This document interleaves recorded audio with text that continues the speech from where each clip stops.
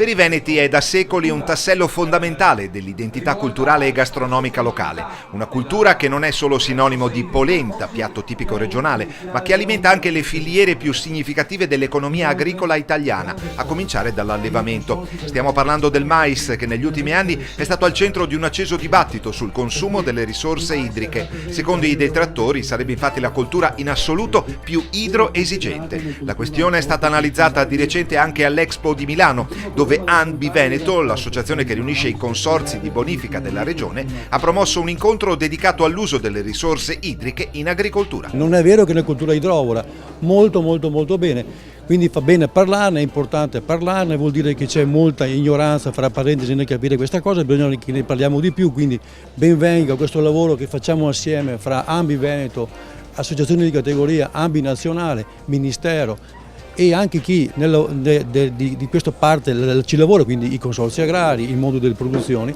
per far capire che non è così vero quello che si dice in giro, cioè che il mais è una cultura idroesigente. Il mais in Veneto in particolare è una cultura estremamente importante, una cultura che è nata grazie alle grandi quantità di acqua presenti nella pianura padana, un mais però che non è solo visto da solo, ma un mais che è legato a diverse filiere. Tutte le filiere della regione Veneto, ma anche di molta parte della pianura padana, sono legate a questa cultura. Allora noi dobbiamo difendere, raccontando in Europa cosa si può fare, come stiamo facendo per continuare a coltivare la cultura del mais, perché noi non vogliamo assolutamente perdere la tradizione, anzi vogliamo poterla continuare a sviluppare, perché tradizione vuol dire anche occupazione, vuol dire sviluppo del territorio. Posto che oggi in Veneto il 30% della superficie agricola utilizzata è coltivato a mais da granella, per gli imprenditori agricoli è fondamentale capire come sprecare meno acqua possibile durante le procedure di irrigamento dei campi.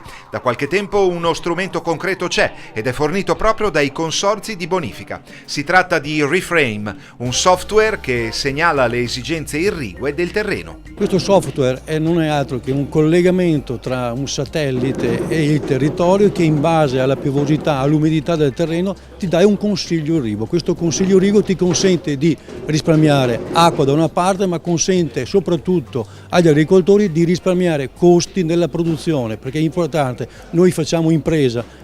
Gli agricoltori, io sono agricoltore, prima sono presidente di un consorzio di bonifica, gli agricoltori fanno impresa, quindi è importante dare il giusto consiglio irriguo per da una parte risparmiare l'acqua e dall'altra parte risparmiare costi che poi diventa reddito. Basta fare squadra, diciamo, tra produttori e consorzi di bonifica perché mettano a disposizione sempre più la risorsa acqua con tecnologia e con impianti di alto livello, per cui con basso utilizzo di acqua. Durante il dibattito è stata commentata positivamente anche la scelta definitiva del nostro paese di non permettere la coltivazione sul suolo italiano di mais OGM. Riusciremo a produrre un prodotto di alta qualità differenziandolo dal resto del mondo europeo per la distintività nostra e per le eccellenze che abbiamo comunque nel territorio. Noi non vogliamo standardizzare il nostro prodotto, per cui ben venga il divieto della coltivazione dell'OGM. Questa è una scelta importante per il nostro paese, ma è una scelta importante che dovrà fare l'Europa. In ogni caso sarebbe altrettanto importante